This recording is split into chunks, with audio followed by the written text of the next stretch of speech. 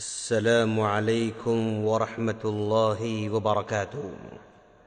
سامعین، کل ہم نے فیمس سنگر سونو نگم کے ٹویٹ پر اذان کے سمجھنے کی بات کی تھی۔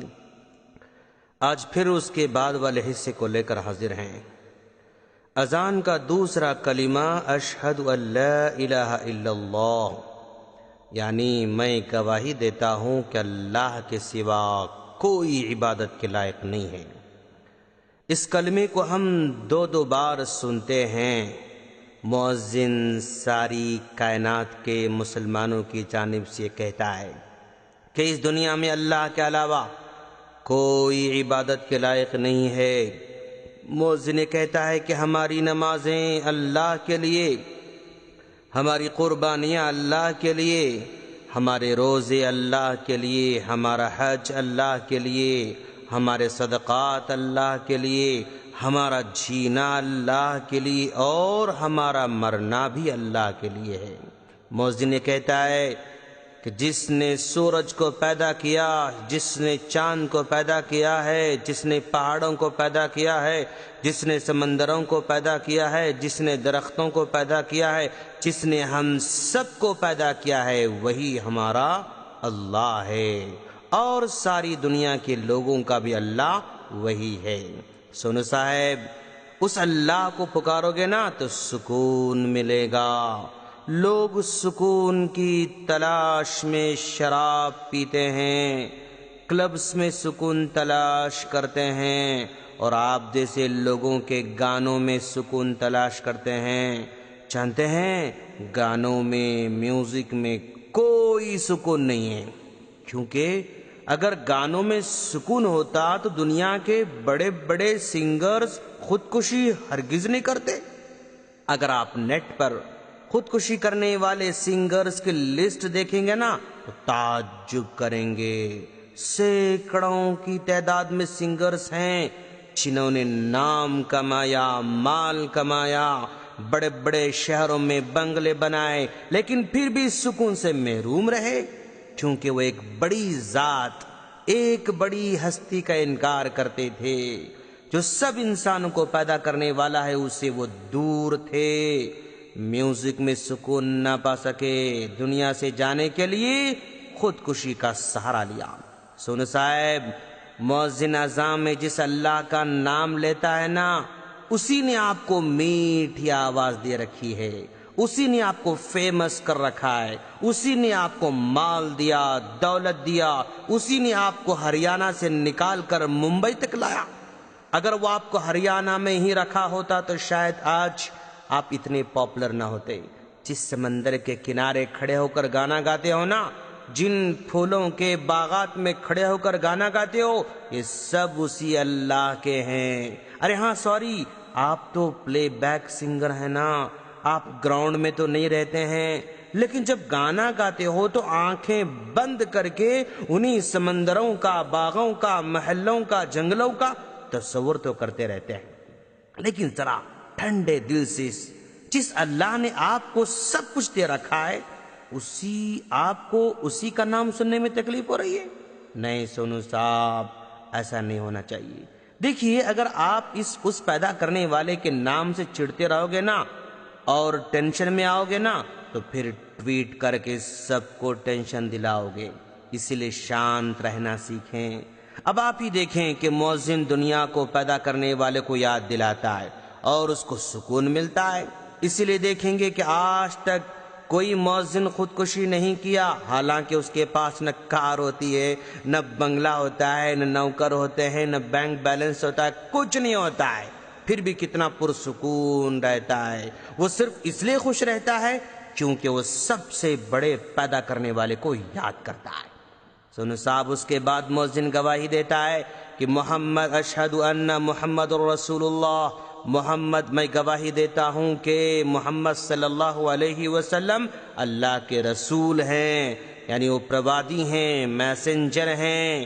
یہ وہی میسنجر ہیں جن کے بارے میں موہن داس کرم چند گاندھی نے کہا تھا کہ اسلام تلوار سے نہیں بلکہ محمد کے اخلاق سے پھیلا ہے، جو حد درجے سادہ تھے، اپنے وعدوں کو پورا کرنے والے تھے، اپنے دوستوں کے لیے انتہائی نرم تھے، بے خوف تھے، جن کے بارے میں مائیکل ہارٹ نے کہا تھا محمد یہ تاریخ انسان کا واحد انسان ہے جو مذہبی اور سیکولر دونوں سطح پر کامیاب رہا، جن کے بارے میں جارج برنارڈ شاہ نے کہا تھا مجھے یقین ہے اگر اس محمد جیسے انسان کو جدید دنیا پر حکومت مل جائے تو اس دنیا کے بہت سے مسائل کو حل کرنے میں کامیاب ہوں گے اور اس دنیا کو امن کا گہوارہ بنا دیں گے۔ برنارڈ شاہ مزید کہتا ہے کہ میں نے محمد کا مطالعہ کیا ہے، میری نظر میں وہ انسان عیسائیت کا دشمن نہیں تھا، اس کو انسانیت کا نجات دہندہ کہنا چاہیے۔ سن صاحب، مؤذن اذان میں جس نبی کا نام لے رہا ہے ان کے بارے میں پروفیسر راما کرشنا راؤ نے کہا تھا کہ محمد انسانی ہمدردی، انسانی محبت اس کی روح کا ترانہ تھا، انسانوں کی خدمت کرنا، انسانوں کو ترقی دینا، انسانوں کو تعلیم دینا، بلکہ یوں کہا جائے کہ انسانوں کو انسان بنانا اس کا مشن تھا۔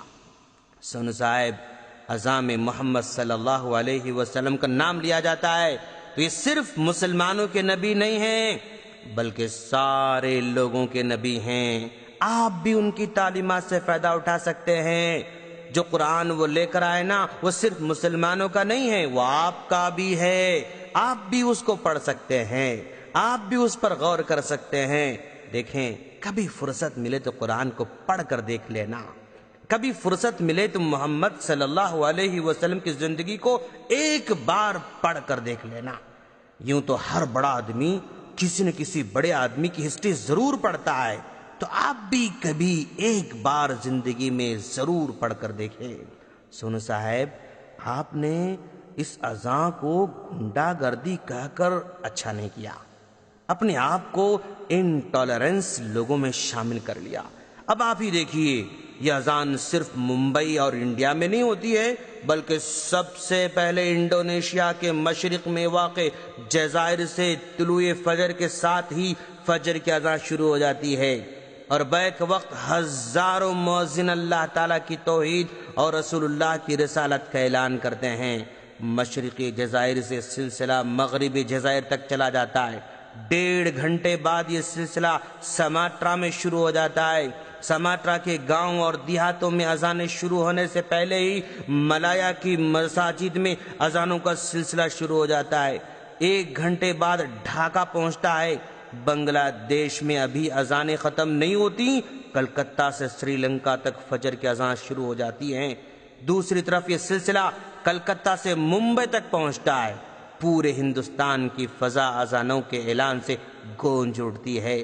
سری نگر اور سیال کوٹ میں فجر کی اذان کا وقت ایک ہی ہے۔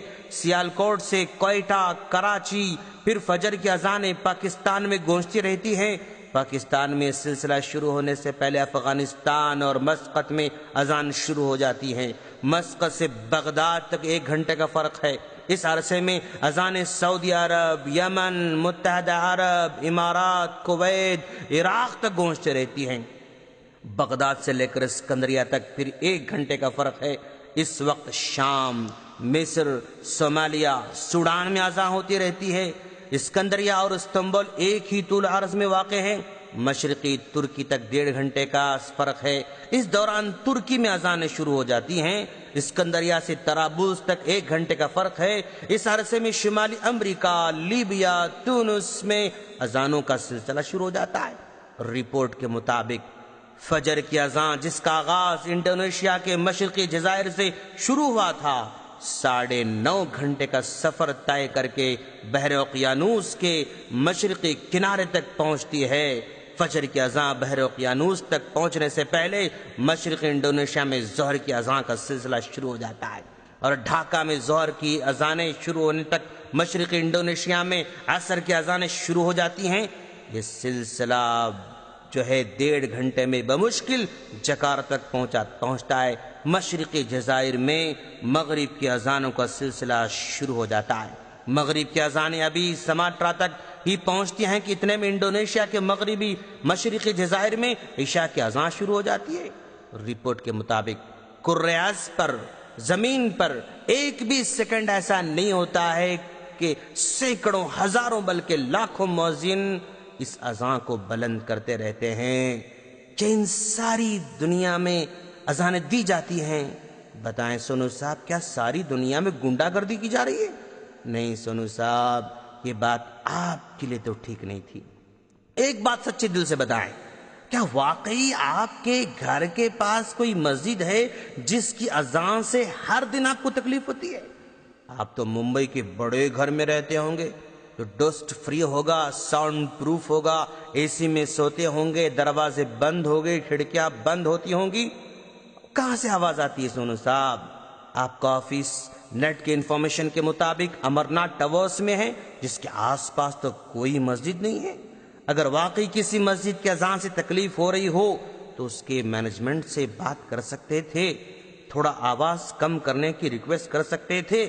ظاہر بات ہے آپ کی بات تو کوئی ٹال نہیں سکتا تھا، لیکن آپ نے تو یہ ثابت کر دیا کہ آپ میں برداشت کی طاقت نہیں ہے.